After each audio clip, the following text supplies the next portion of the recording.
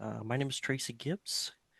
This is a debate on the kind of for and against of elective C-sections.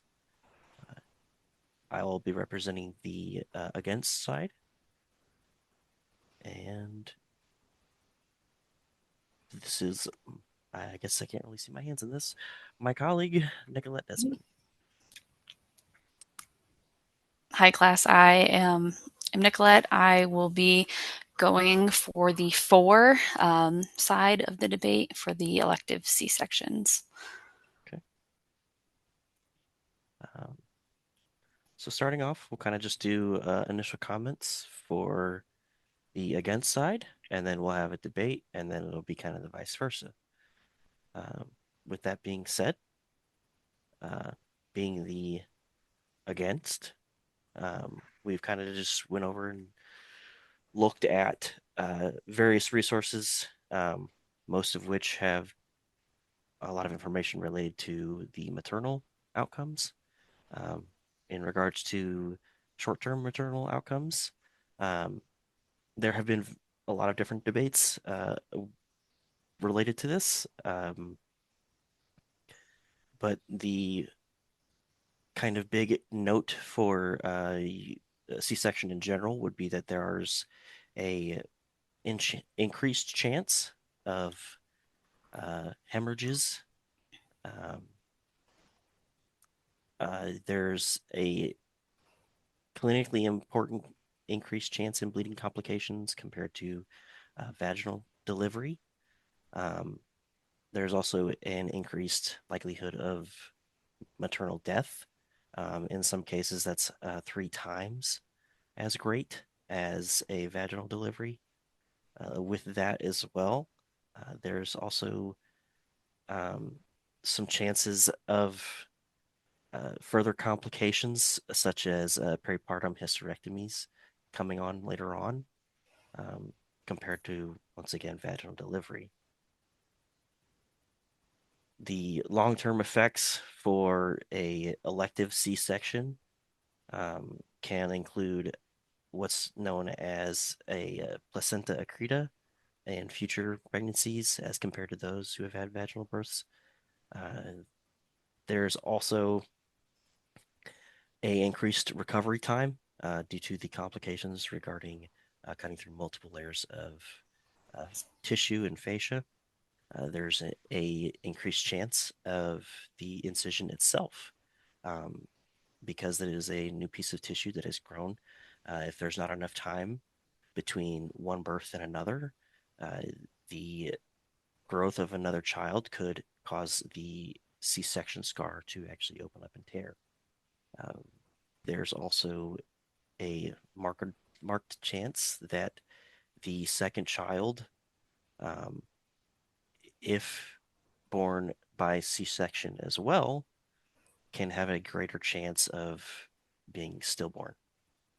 These are all coming from um, the Canadian Medical Association Journal, as well as the um, National Institute for Health and Care Excellence coming out of Canada.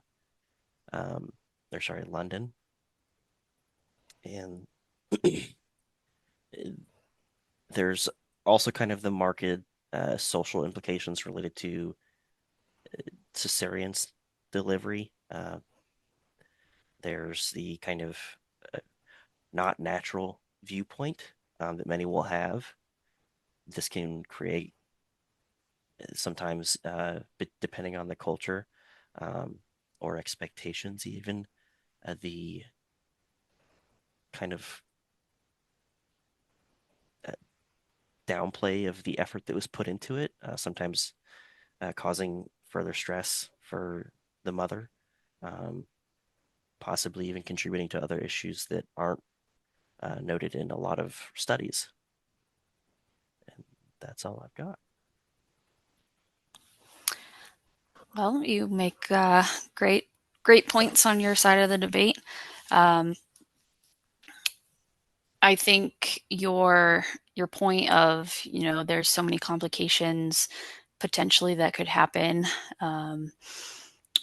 effects like that by choosing to do an elective C-section. But my take, I guess, on it is that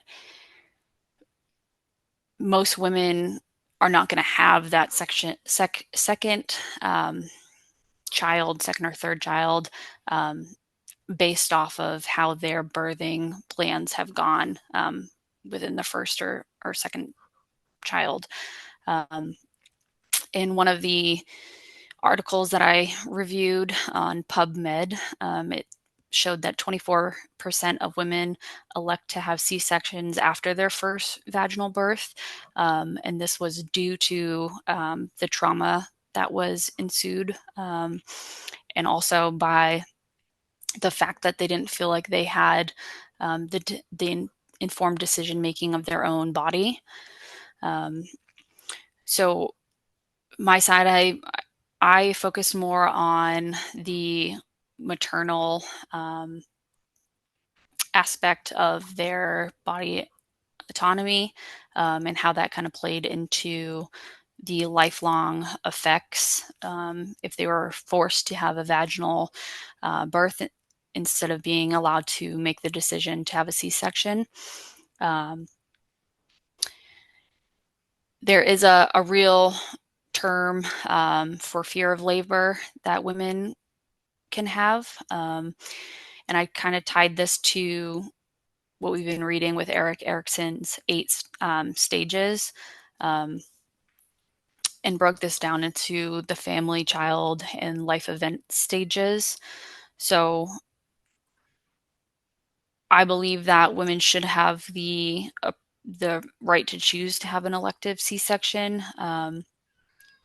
As far as the family stage, a lot of women are reported to not have care, or adequate care when they are in the delivery process. So having that ability to make that informed decision over their body, to put them in the most healthy mental state, I think is extremely important. As far as the child stage, our textbook showed that um, environmental settings affect your personality and your genetic makeup. That was on page 50 that I'm pulling from. So another reason to allow mothers to elect to have a C-section, if that's what they feel is best for them, is that causing more stress to the mother is only going to harm the baby, or potentially harm the baby with their genetic makeup and their personality traits, depending on how that birth is undergone. Um, and then life events. We shouldn't be forcing women to birth a child in a way that they don't feel comfortable, because this is also just going to have behavioral and developmental issues for the mother.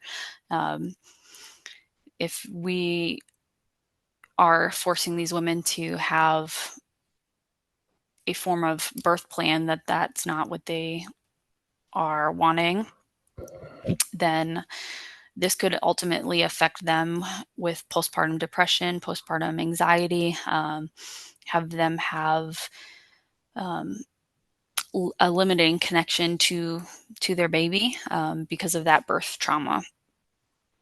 Um, and this is why I believe that women should be able to have the elective C-sections or make the choice to.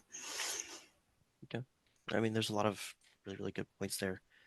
Um, I think another one that I didn't really, I guess, I did hear a lot that were related to kind of the social aspect of pertaining to the stage that uh, mother is going to be in at the time, the opportunity and desire to be heard, to have control over that situation. It's there.